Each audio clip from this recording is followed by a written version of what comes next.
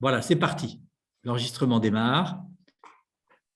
Et donc, le thème de ce soir, c'est sur la conscience. Alors, en équipe pastorale, il y a Carmel et puis Marc qui sont là, qui ont décidé avec moi, on a décidé donc de contribuer à la mise en œuvre des recommandations de la commission indépendante pour les abus sexuels sur mineurs, pour contribuer à cette mise en œuvre des recommandations, d'essayer de faire porter l'enseignement une fois par mois dans la paroisse cette année sur ces recommandations. Voilà, pour essayer de les mettre en œuvre. Et donc, pour ce soir, nous avons décidé de prendre la question de la conscience. Alors, le rapport de la SIAZ a des recommandations et la numéro 6 parle de la conscience. Alors, je vous lis ça. Veillez à toujours faire droit à la conscience.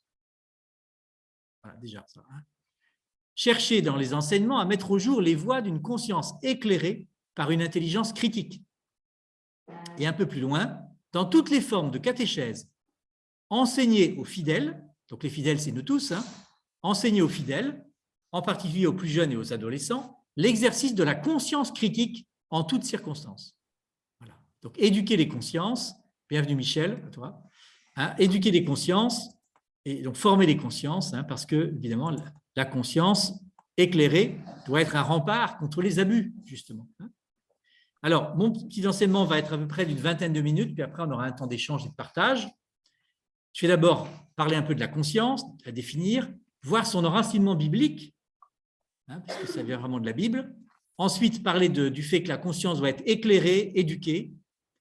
Et après, un certain nombre de petits points. Il faut être à l'écoute de cette voix intérieure, ce n'est pas le plus facile.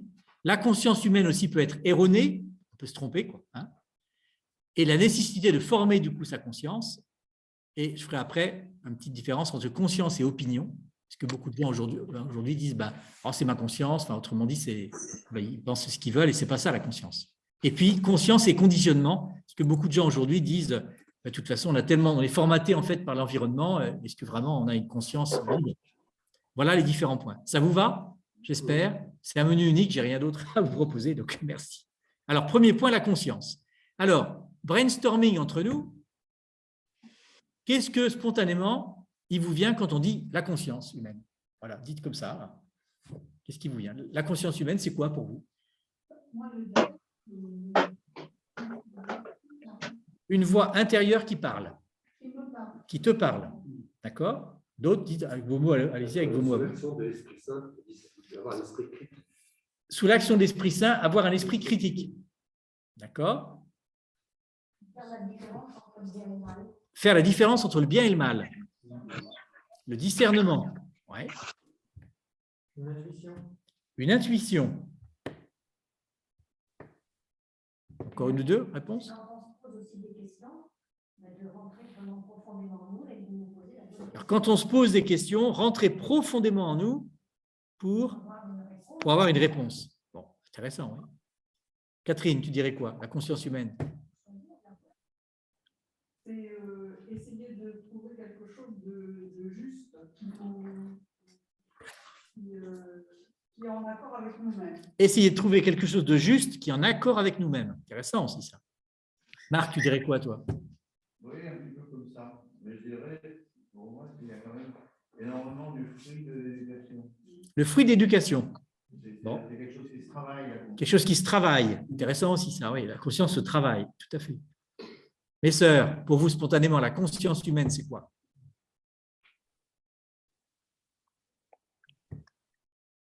Et vous voyez, moi, spontanément, je pense à Tintin. Vous savez, Tintin avec Milou. Il y a Milou qui arrive devant un os, il transporte un papier. Il est là, il transporte un papier parce que Tintin lui a dit il faut absolument aller porter ce papier, ce message à je ne sais pas qui, moi. Et alors, Milou arrive devant un os et il est là, et il hésite. Et alors, il a deux bulles. Une bulle, c'est le démon qui lui dit mais lâche le papier, prends l'os, il y a un bolos Samuel qui est là. Et puis, il y a le bon. L'ange qui lui dit mais non, tu dois aller au bout de ta mission. Et finalement, il lâche le papier et il bouffe l'os. Voilà, pour moi, la conscience, c'est entre le bien et le mal, c'est la difficulté qu'on a à discerner ce qu'il faut faire. Voilà, bon, c'est qui me vient l'image de Tintin. Bon, alors, Claire, as-tu quelque chose à dire par rapport à la conscience? Qu'est-ce qui te vient? C'est quoi pour toi spontanément la conscience humaine?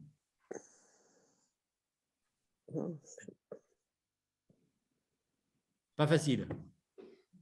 Claudine, qu'est-ce qui te vient? C'est quoi pour toi la conscience humaine?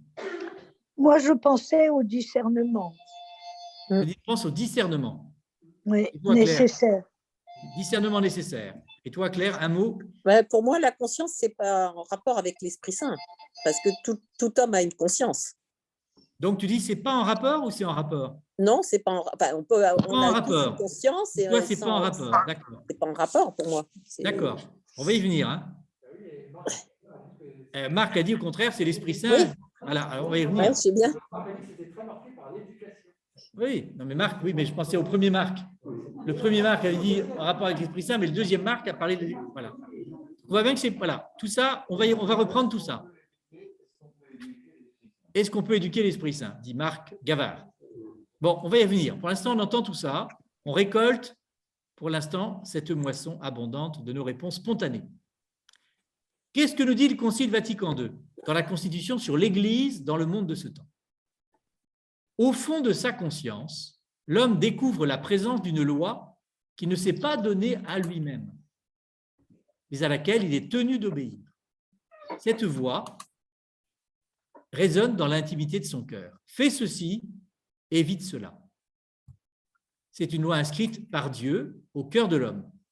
La conscience est le centre le plus secret de l'homme, le sanctuaire où il est seul avec Dieu et où sa voix se fait entendre.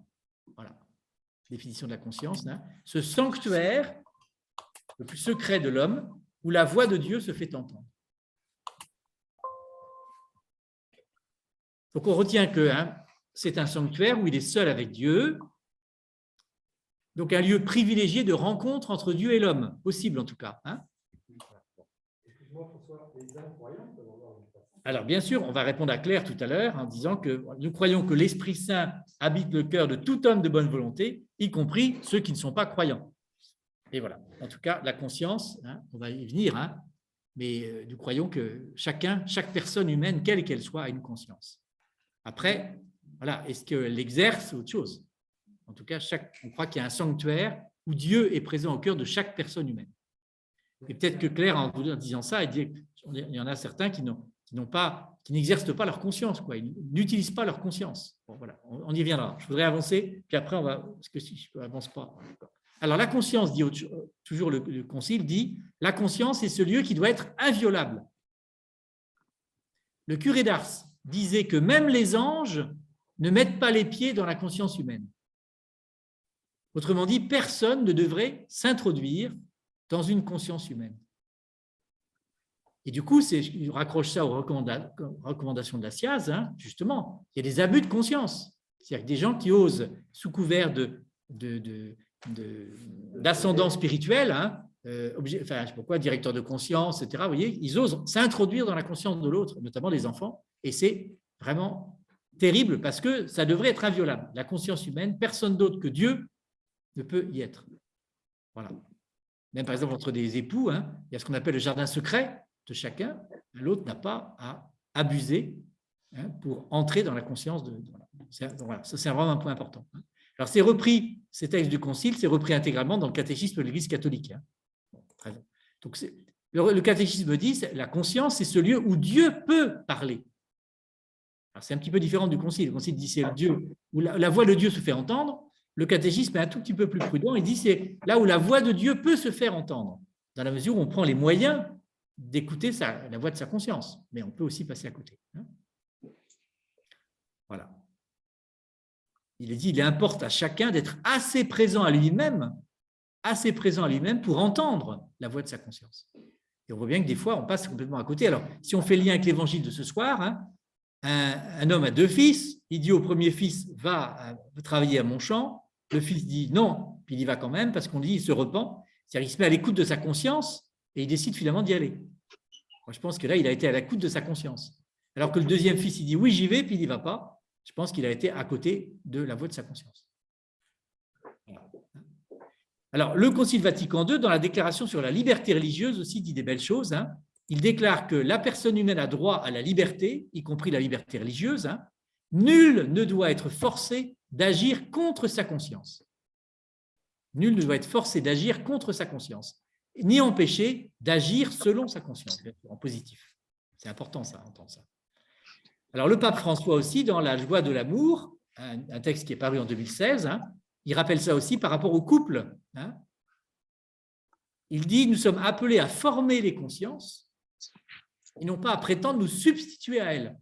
Donc, on ne peut pas dire à quelqu'un d'autre ce qu'il doit faire.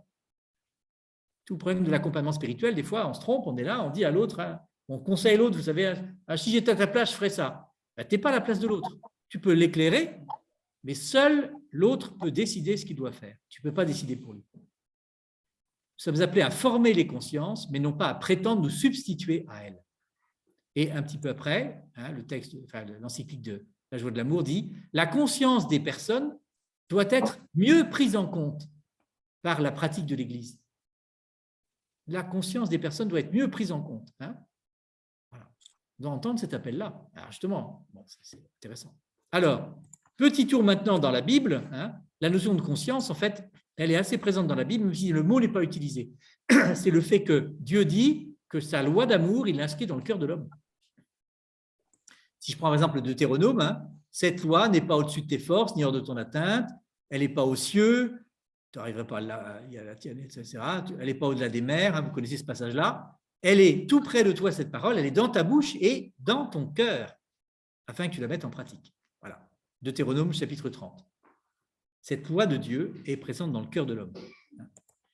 Ou encore Jérémie, hein, Jérémie au chapitre 31, qui dit « Je mettrai ma loi au plus profond d'eux-mêmes, je l'inscrirai dans leur cœur. » Et c'est ce qui se réalise avec Jésus et avec la Pentecôte. On croit que l'Esprit Saint vient habiter le cœur de tout homme. Alors, ça ne veut pas dire qu'on est à l'écoute. Hein. C'est ça que Claire voulait dire quand elle disait l'Esprit Saint n'est pas forcément dans le cœur de tout le monde. On n'est pas forcément à l'écoute de cet Esprit Saint qui habite le cœur de tout le monde. Oui, mais cas, cette citation de Jérémie est reprise dans l'hébreu. Hein. Voilà. Alors, vas-y, Claire, tu voulais dire ? Pour moi, la conscience, c'est, tu as dit la conscience humaine. Tu n'as pas dit la conscience spirituelle, si tu veux. C'est la conscience humaine, elle est, pour moi, elle est sans connotation spirituelle.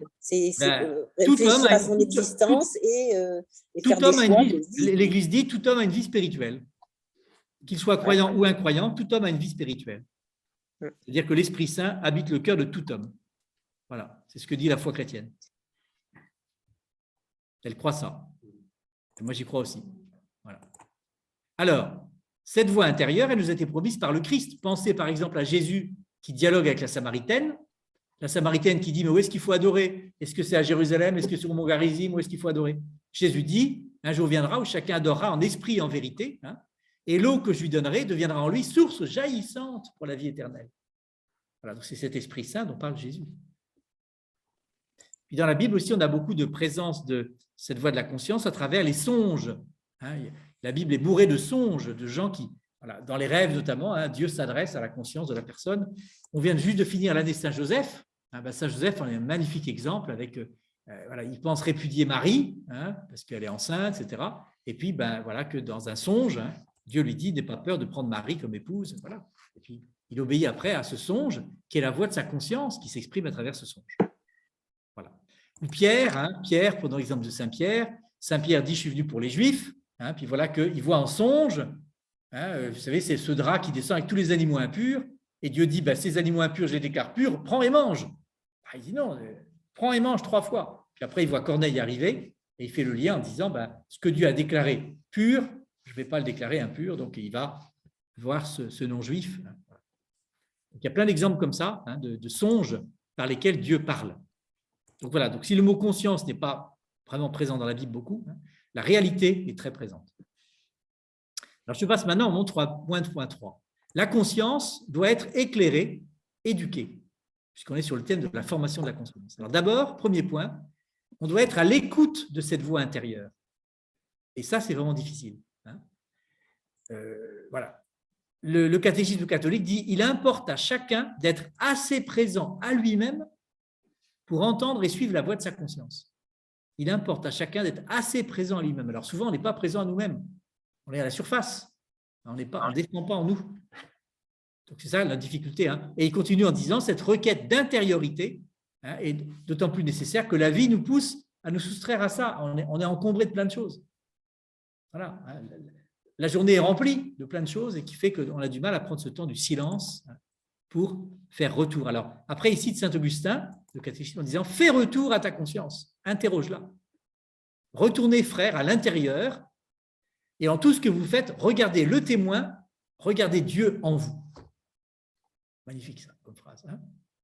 Fais retour à ta conscience, interroge-la. Ce qu'on appelait autrefois l'examen de conscience, hein, qui était traditionnel dans l'Église, le soir, faire examen de conscience, voilà, c'est revenir à soi. Donc, il nous faut apprendre à emprunter ce chemin d'intériorité. Et on ne prend souvent pas assez le temps, hein, c'est vrai de… Bernanos, dans le journal d'un curé de campagne, je citais ça à la messe tout à l'heure, nous dit « Je crois, je suis sûr que beaucoup d'hommes n'engagent jamais leur être, leur sincérité profonde. Beaucoup d'hommes n'engagent jamais leur être, leur sincérité profonde. Ils vivent à la surface d'eux-mêmes. » Et heureusement, il ajoute « Et le sol humain est si riche que cette mince couche superficielle suffit pour une maigre moisson qui donne l'illusion d'une véritable destinée. » Donc, quand même. Vous savez, comme des fois les agriculteurs ils disent il y a une mince couche de terre, mais ce n'est pas suffisant, la moisson n'est pas abondante, mais il y a quand même une moisson. Donc, on est invité à creuser. Donc, premier point de difficulté, hein, être à l'écoute de cette voix intérieure, parce que la voix de Dieu, on peut passer à côté, ne pas l'entendre. Deuxième point, la conscience humaine peut être erronée. Alors, c'est là que je fais lien avec ce que disait Marc Gavard tout à l'heure. Gavard, je dis parce qu'il faut distinguer les deux. Hein. Ce que disait Marc, parce qu'en fait, finalement, il faut l'éduquer. On a reçu une éducation, etc., qui font que hein, elle peut être erronée. Le Concile Vatican II nous dit qu'il arrive que la conscience s'égare. Alors, par suite, soit d'une ignorance qui n'est pas de notre faute, ça peut arriver, hein, l'éducation qu'on a reçue dans notre enfance, je ne sais pas quoi, on est dans une famille qui avait l'habitude de voler, je vole. Je pense que je vole. Alors, ce n'est pas voler dans les airs, hein, c'est voler dans les magasins. Voilà. Bon. Ignorance qui peut être de pas notre faute. Ou bien, au contraire, hein, ça peut être qu'on se soucie peu de rechercher le vrai et le bien lorsque l'habitude du péché rend peu à peu la conscience presque aveugle. C'est-à-dire que le péché fait que, petit à petit, notre conscience s'émousse. Voilà. Hein. Et ce qui est important, c'est que le Concile rajoute, de toute façon, notre conscience ne perd jamais sa dignité. Ouf. Voilà, elle peut s'émousser, etc. Mais on garde quand même la dignité de notre conscience. Alors, après, le catéchisme développe en disant cette ignorance, elle peut être donc pas de notre faute, encore une fois, mais souvent imputée à la responsabilité personnelle. Qu'est-ce qu'on fait pour former notre conscience, pour l'éclairer, pour l'éduquer? Il y a un vrai travail là-dessus. Hein. Excusez-moi, j'ai une question. Oui. Lorsqu'on parle de conscience, en fait, c'est un peu pareil quand on parle d'intuition ou de sixième sens, c'est ce dont on entend souvent parler.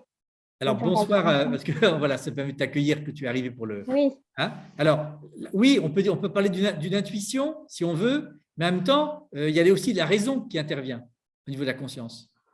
Il y a une intuition, effectivement, mais ce n'est pas suffisant. Il y a une intuition, puis après, il faut l'étayer hein, par des éléments qui permettent d'avoir un jugement de conscience. Ce n'est pas simplement l'intuition. Il y a l'intuition, mais pas seulement. Il y a aussi, on va y venir, hein, il y a aussi à étayer voilà, par un jugement. Quoi. Je juge du bien ou du mal, ce n'est pas simplement l'intuition. Ça sert, mais ce n'est pas suffisant. On va y revenir, hein, d'accord? Mais c'est utile, tout à fait, bien sûr, l'intuition. Il y a quelquefois, c'est facile. On a l'intuition, tac. Mais l'intuition peut nous tromper. Parce que on peut avoir une mauvaise intuition. Oui, parce que si à l'intuition, on ajoute la raison, on peut parfois, au contraire, se tromper, du coup. L'intuition doit être étayée par la raison. D'accord. Voilà, pour justement vérifier l'intuition. L'intuition, c'est très bon, mais ce n'est pas forcément le spontané qui est bon. Il faut le vérifier, se poser et utiliser les critères hein, que l'Église nous donne pour vérifier un peu justement notre jugement de conscience. Voilà. Et donc, nous avons à travailler à corriger hein, la conscience de ses erreurs. Un travail régulier. Alors, la conscience est fragile, hein, voilà, donc du coup, elle est faible aussi. Donc, on peut aussi, par exemple, se laisser influencer par d'autres. Hein, j'ai écouté une conférence sur la conscience là, pour étayer un peu mon propos, et il prenait comme exemple le fait que pratiquement tous les Français essaient de voler le fisc, parce qu'on cherche à payer le moins d'impôts possible. Donc voilà, on cherche des petites ruses. Et il disait, tout le monde fait ça. Et puis on dit, tout le monde fait ça. Donc du coup, ça passe dans les mœurs, tout le monde fait ça. Mais en fait, voilà, est-ce que c'est notre conscience qui est un peu émoussée parce que tout le monde le fait? Bon, voilà, c'est l'exemple qu'il donnait. On peut trouver d'autres exemples. Hein. Alors donc, troisième point, nécessité de former sa conscience. Hein. Il Il faut former sa conscience, prendre les moyens de former notre conscience. Et ce n'est pas si facile. Hein. Bon, elle s'éduque en tout cas. Elle s'éduque, et puis il faut persévérer dans la recherche du bien, etc. Et la conscience, elle progresse. Alors, c'était un point que Marc disait. Hein. Tu disais, elle est vivante, quoi. Enfin, elle bouge, elle progresse. Hein. Alors, on peut, au contraire, baisser. Hein, le niveau de la conscience peut baisser. Au contraire, monter. Voilà. Alors, dans l'éducation de la conscience, la première place est à la parole de Dieu. Le catéchisme catholique nous dit, dans la formation de la conscience, la parole de Dieu est la lumière sur notre route. Donc, fréquenter la parole de Dieu éduque notre conscience. Deuxième élément, le magistère, c'est-à-dire les textes officiels de l'Église qui peuvent nous éclairer. Troisième élément, la tradition. Qu'est-ce que les chrétiens avant moi ont fait, hein? Voilà, écriture, magistère, tradition. C'est les trois piliers qui nous permettent d'éduquer notre conscience. Après, notre grand maître dans le discernement, c'est saint Ignace de Loyola.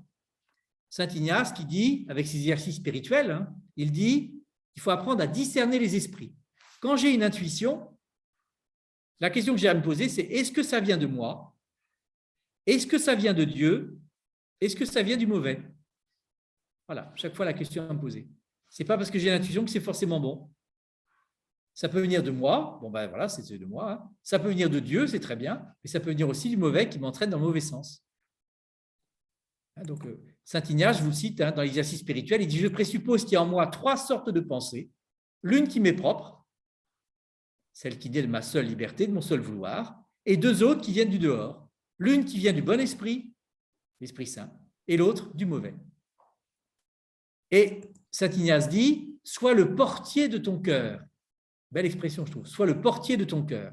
Ne laisse aucune pensée entrer en toi sans l'interroger. Es-tu de notre parti ou du parti des adversaires ?» Voilà.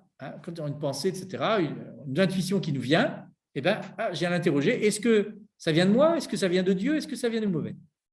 Et c'est ce qu'il appelle le discernement des esprits. Voilà. Donc, ça répond à ta question tout à l'heure, hein, quand tu disais est-ce que c'est l'intuition? Oui, pas seulement, l'intuition vérifiée. Quoi. Ça peut être effectivement une intuition, mais l'intuition peut être mauvaise aussi. Hein. Deux autres petits points, puis après on va échanger, hein, pour ne pas être trop long. Conscience et opinion. Beaucoup de gens mélangent l'opinion et la conscience. En gros, beaucoup de gens autour de nous disent j'ai ma conscience pour moi, je fais ce que je veux, quoi, en gros. Hein, j'ai ma conscience pour moi, voilà. Agis selon ta conscience, agis selon ce que tu veux, quoi. En fait, ce n'est pas ça. Ce n'est pas ce que je veux en surface, c'est ce que Dieu veut. Ce n'est pas pareil. Voilà. Et donc, c'est peut-être la question qu'avait Claire tout à l'heure quand elle disait tout le monde n'a pas de conscience, enfin, la conscience n'est pas forcément motivée par l'Esprit Saint, c'est parce que c'est peut-être beaucoup de gens, ils croient que c'est leur conscience, mais en fait, c'est leur bon vouloir personnel, quoi. C'est pas la voix de Dieu intérieure. Ils sont sur la surface, quoi, d'eux-mêmes, en fait. Arrange-toi avec ta conscience, on s'arrange bien avec sa conscience, hein, parce qu'en fait, c'est notre opinion personnelle, ça m'arrange bien, quoi. Voilà. C'est pas ça. La conscience, c'est la voix de Dieu, voilà, la voix de la vérité, hein, la voix de Dieu, la voix du bien, hein, qui nous invite à avancer selon l'Évangile, quoi. Voilà ce que dit le catéchisme. Il nous dit que la conscience est un jugement de la raison. La conscience est un jugement de la raison par lequel la personne humaine reconnaît la qualité morale d'un acte, soit d'un acte qu'elle va poser, soit d'un acte qu'elle est en train de faire, soit d'un acte qu'elle a déjà posé. Donc, un jugement de la raison. Voilà. On prend le temps de discerner. On ne démarre pas comme ça sur l'intuition. L'intuition, oui, mais je vérifie que l'intuition vient bien de Dieu. C'est un jugement de la raison par lequel la personne humaine reconnaît la qualité morale de l'acte qu'elle va poser. Dernier petit point avant ma conclusion, conscience et conditionnement, c'était la question de Marc tout à l'heure, hein, par rapport à l'éducation. C'est vrai qu'on fait valoir souvent que ça dépend dans quel milieu on a été élevé. Notre conscience va être différente d'une personne à l'autre selon que, voilà, l'environnement, hein, notre société, etc., une société de consommation, je suis poussé à consommer, etc. Voilà, on voit bien qu'il y a des aspects d'entraînement. Donc, il y a des conditionnements de toutes sortes, c'est vrai. Mais ce que dit l'Église, c'est qu'à travers tous ces conditionnements, notre liberté s'exerce quand même. Voilà, on n'est pas formaté 100%. il y a un certain formatage par l'environnement, mais il y a la liberté qui reste. Hein. Au cœur de notre conscience, il y a toujours, même dans le pire des mécréants comme moi, il y a toujours la lumière de Dieu quand même qui est là. Alors c'est une petite lumière, on vient d'accueillir la lumière de Bethléem. Hein. C'est tout petit, c'est fragile, mais cette lumière, elle est toujours là et elle ne peut pas être éteinte. Après, elle peut être mise sous le boisseau, hein, c'est-à-dire que du coup, on ne tient pas compte de notre conscience, mais elle est là, elle est présente et rien ne pourra jamais éteindre cette lumière de l'Esprit Saint qui est en chacun de nous. Par contre, elle peut être complètement étouffée. Hein, elle n'est pas éteinte, mais comme veilleuse, vous savez, les anciennes chaudières, les chauffe-eau d'autrefois, vous savez, il y avait une petite lumière qu'on allumait, hein, et puis après, quand on tournait le gaz, pouf, le chauffe-eau prenait. Il n'y a plus beaucoup de ces chauffe-là aujourd'hui. Hein. La petite flamme, elle est encore là. Par contre, je ne tourne pas le gaz. Donc, elle reste à l'état de petite lumière. Et puis, finalement, voilà. Hein. En guise de conclusion, la dignité humaine, notre dignité humaine, c'est que nous pouvons assumer notre vie en conscience. Plus on est dans des actes en conscience, plus on est humain. Le propre de l'homme, c'est d'agir selon sa conscience. Voilà, c'est important d'entendre ça. Hein. Donc, plus je fais effort d'agir en conscience, plus je suis humain. Tout ce qui n'est pas fait en conscience est EST de l'homme sans être humain.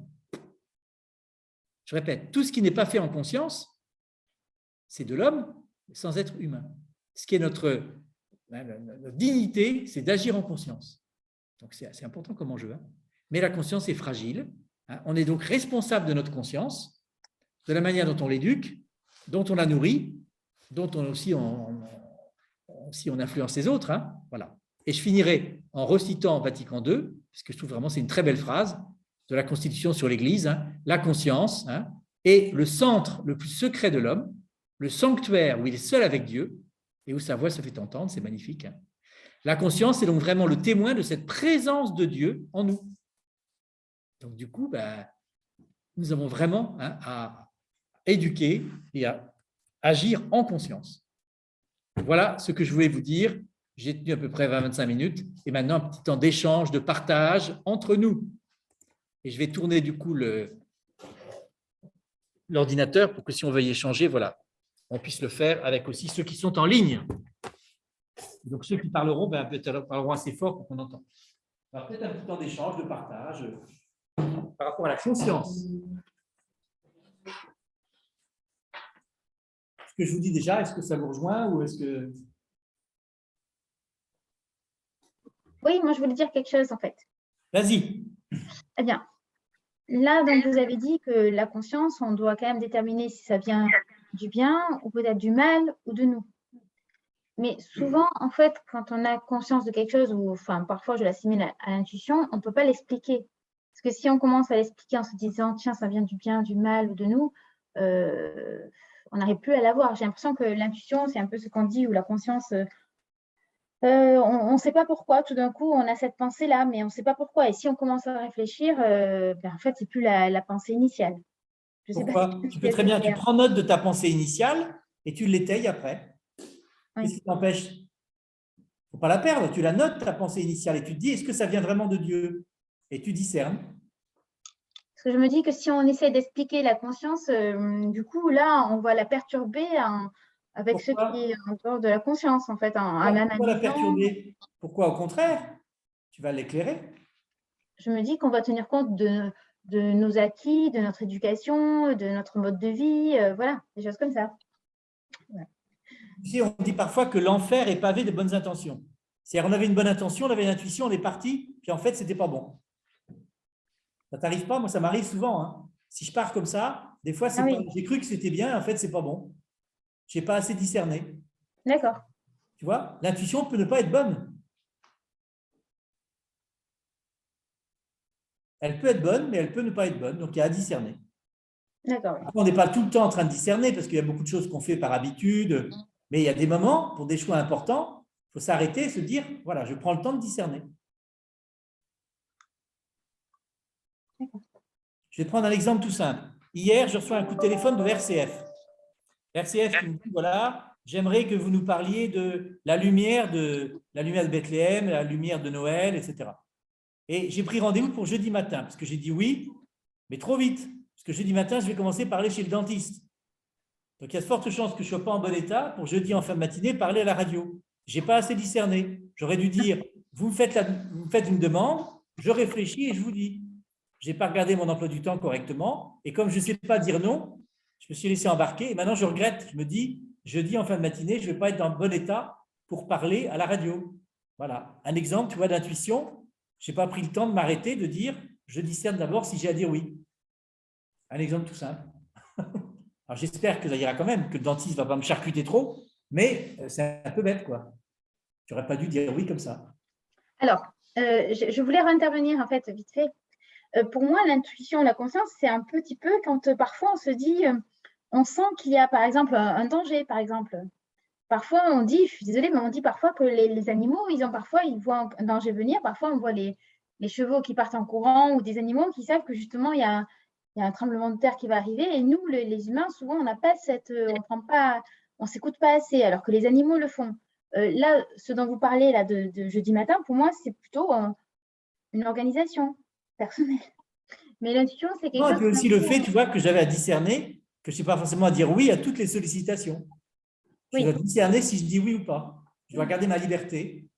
C'est ça que je veux dire. Oui, d'accord, je vois, oui. Je vois. Là, je comprends mieux. Ouais, pardon. Après, l'intuition, des fois, c'est quand il y a un danger. Bien sûr, il n'y a pas le temps de la réflexion. S'il y a un danger imminent, bien sûr, l'instinct de survie va jouer, mais c'est autre chose. C'est autre chose. C'est ça. C'est l'instinct. Voilà, c'est l'instinct de survie qui fait que les chevaux… et justement, la différence entre nous et les chevaux, c'est que les chevaux, ils ne passent pas par un discernement. Ils sont sur l'instinct. Et nous, ce qui fait le propre de l'homme, c'est que justement, on ne fonctionne pas que sur les instincts. Je crois que chaque personne se construit un peu son répertoire de valeurs. Hein. C'est-à-dire que pour moi, ça c'est important, ça c'est important. La famille est importante. Pour un autre, son métier est important. Pour d'autres. Et à partir de là, j'aime bien ce que tu as dit sur Saint-Ignace, qui dit, face à une sollicitation, on devrait se poser la question, est-ce que ça correspond à mon échelle de valeur? Est-ce que ça rentre dans ce système-là? Ou est-ce que c'est le nomos qui va me détourner du chemin, quoi, et on peut aller… Voilà. Tout à fait.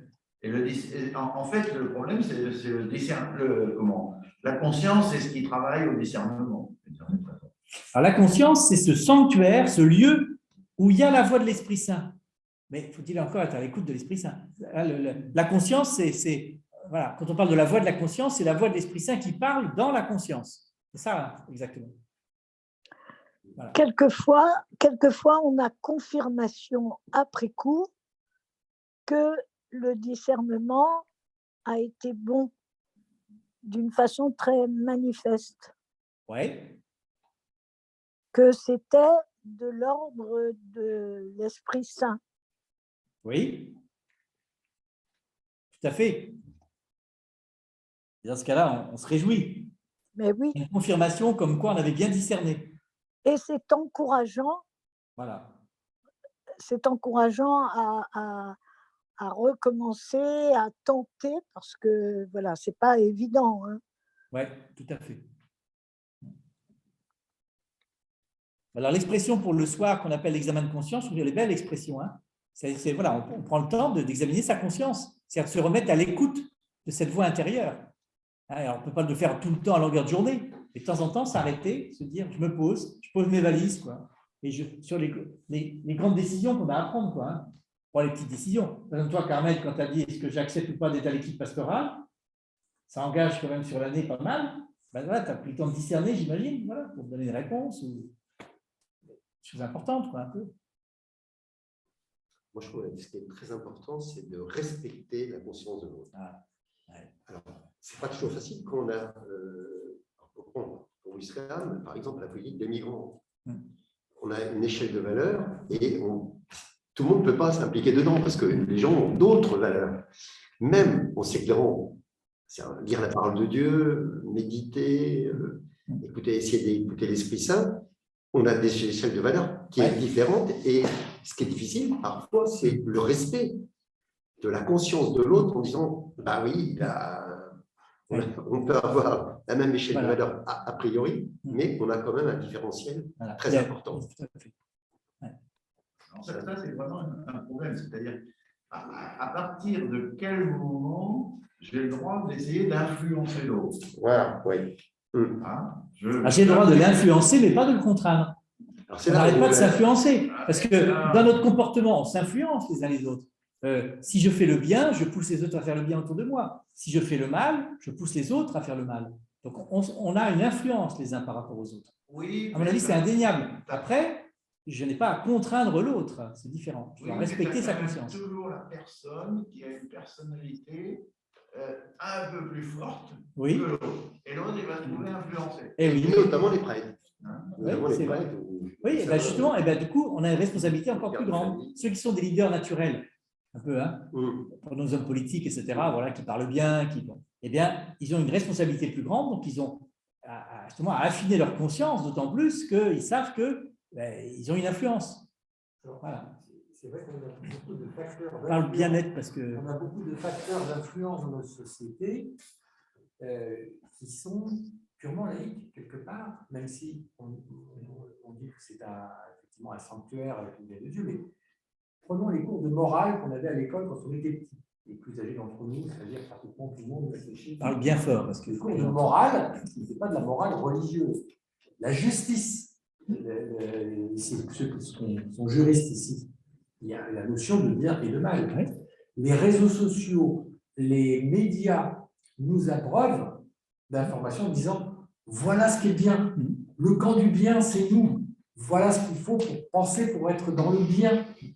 Et donc, on est très déformé par tous ces signaux qui nous viennent et qui nous dictent un petit peu. Alors, tu dis déformé. Ce qui est mal. Je ne sais pas si c'est déformé, ça peut être aussi formé. Ça dépend, c'est des influences. Ça dépend si c'est bon ou pas bon.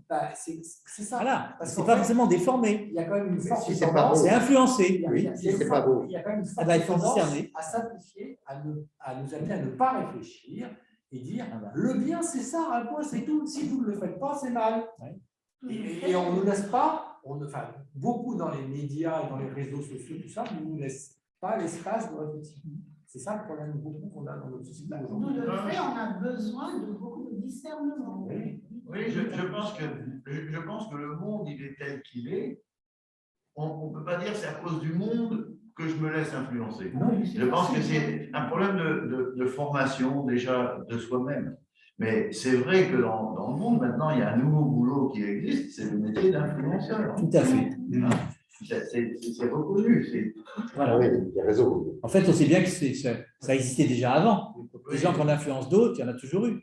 Oui, mais là, ça a pris une proportion. Oui, mais parce que voilà, par les réseaux sociaux, mais en fait. Je voudrais juste.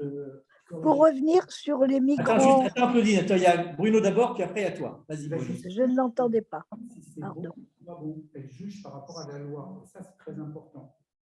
Je prends juste un exemple qui m'a frappé. Bien fort, parce qu'ils n'entendent pas bien. Il y a 2 jours dans Ouest France, il y avait un article sur Bolloré qui prend des terres au Cambodge pour planter des EBA. Et en fait, les Cambodgiens sont venus à la justice à Paris et ils ont perdu, ce qui est normal parce qu'il n'y a pas de cadastre, il n'y a pas de propriétaire, donc on ne les a pas spoliés. On est bien dans quelque chose qui, nous, moi personnellement, avec la culture que j'ai, la conscience que j'ai, je veux dire, je considère que ce n'est pas juste. Il n'empêche que la justice, elle dit, je suis désolé, il n'y a pas de propriétaire, pourquoi vous demandez, vous dites que vous êtes propriétaire, le papier. Et donc ça, c'est relativement important. Je pense que le bien et le mal, ça renvoie à la conscience, et qu'à la conscience. Et ce qui me semble important, c'est que la conscience, ça se travaille. Moi, je reviens, je faisais un métier quand même, j'étais acheteur, on est soumis, du point de vue éthique, on est soumis à des fortes contraintes de corruption. C'est-à-dire, tu me passes le contrat et je te paye quelque chose. Il y a un Indien un jour qui m'a proposé une villa en Inde et il me payait pour toute ma famille le voyage, une fois par an. C'est le genre de choses qu'on a. Or, en fait, c'est des choses qu'on travaille personnellement, avec sa conscience. Et pour revenir un peu sur l'exemple, dans les usines, il y avait des règles. On n'accepte pas, les cadeaux de fin d'année étaient réglementés. On n'avait pas le droit d'avoir un cadeau qui faisait plus de 10 €, par exemple. Or, nous, en tant qu'acheteurs, si on refusait à un fournisseur qui nous donnait une bouteille de champagne, si on lui refusait, c'était une injure. C'est quand si tu bois pour le manger, je viens avec des fleurs, tu ne vas pas me les balancer en disant j'en veux pas parce que tu es en train de me corrompre.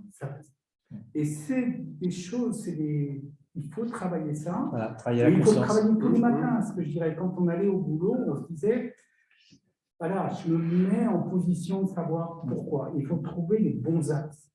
Les bons axes, par exemple, en tant qu'acheteur, c'est relativement, moi je trouvais que c'était relativement simple. Est-ce que si j'accepte quelque chose, donc on avait une règle, c'était est-ce que si j'accepte quelque chose, je peux payer la même chose avec mes propres deniers? Ça, c'est la première règle, donc ça permet de voir la taille de ce qu'on peut prendre. Et la deuxième chose, c'est est-ce que je peux continuer à faire mon travail si j'accepte tel cadeau? Donc, par exemple, j'ai des règles qui sont relativement simples. Voilà, on n'accepte jamais, par exemple, quand on en a fait, on n'accepte jamais de repas, d'invitation à repas, avant d'avoir conclu le deal. Quand on a conclu le deal, à ce moment-là, il n'y a pas de problème. Encore une parole de Claudine, puis après on va arrêter. On avait dit qu'on arrêtait à la demi. Alors vas-y, Claudine. Non, je voulais seulement revenir à l'exemple des migrants. L'échelle de valeur n'est pas forcément différente pour les uns ou les autres, mais la mission, la place, les dons pour être à cette place sont différents. Ce n'est pas forcément l'échelle de valeur, comme disait Marc. Tu veux dire que les valeurs sont différentes? Non, non, je voulais dire qu'on peut avoir la même échelle de valeur, mais avoir une mission différente qu'auprès des migrants. Ça peut être auprès d'une autre catégorie de personnes. Enfin, les missions sont vraiment différentes et peut-être en fonction des dons reçus. On accueille ton point de vue. Voilà. On va devoir clore parce qu'il est la nuit. On avait dit qu'on faisait 3/4 d'heure pour respecter les horaires. Encore 2 minutes pour conclure. Quelqu'un veut dire quelque chose? Encore une parole éventuellement? Il y aura une parole ou deux pour conclure. Il va falloir continuer à adapter nos consciences. En tout cas, si on fait peut-être on fait la boucle par rapport à la recommandation de la SIAS, quand même, on fait la boucle en fin de l'intervention. C'est que donc du coup, on doit s'aider les uns les autres à éduquer nos consciences. Et aussi éduquer les enfants, éduquer les jeunes, au caté, etc. Voilà. Enfin, c'est pas évident, mais il faut essayer d'éduquer la conscience. Parce que moins il y a de conscience, plus il y a de lois. On est obligé de rajouter des lois, parce que les gens ayant une conscience émoussée, on est obligé de rajouter des lois, on n'en peut plus. S'il y avait plus d'éducation des consciences, il y aurait moins besoin de lois. Parce que les lois extérieures, c'est pour contraindre. Si j'avais ma conscience avec moi, qui était un peu plus affinée, je respecterais le code de la route, il y aurait moins besoin de mettre des gendarmes à tous les carrefours parce que je roule trop vite. Voilà. Enfin, je crois qu'il y a vraiment… l'éducation de la conscience, c'est vraiment un point très important. Et effectivement, du coup, si notre conscience est éduquée, après, on n'accepte pas n'importe quel abus. C'est ça le problème, c'est que du coup, il y a des gens qui se laissent abuser par toutes sortes d'abus d'ailleurs, par les abus sexuels, mais parce qu'il y a aussi un manque de résistance, parce qu'il y a un manque d'éducation de la conscience. Alors pour les enfants, c'est un peu différent parce qu'ils sont jeunes, mais même pour les adultes, c'est pareil. Je crois que là, il y a vraiment un gros travail. Voilà. Et puis, surtout, ne pas accepter que quelqu'un d'autre entre dans notre conscience. Voilà. C'est vraiment un jardin secret qu'il faut respecter. C'est important de faire le lien avec la SIAS. Voilà. Et surtout, ce qui justement, parlant des enfants par exemple, ou même peu importe, la personne qui donne, qui éduque, moi je pense qu'elle a presque l'obligation d'être l'exemple déjà. En éduquant, on s'éduque déjà soi-même. Parfois on ne sait pas, mais c'est vrai que quand je dis, même à la maison, je dis aux enfants, pour faire ta chambre, alors si ma chambre à moi, elle est dans tous les sens, ça n'a aucun sens de dire à l'enfant, fais ta chambre. Donc, s'appliquer à soi-même ce qu'on demande aux autres. Déjà, qu'on soit, qu'on soit, bien sûr.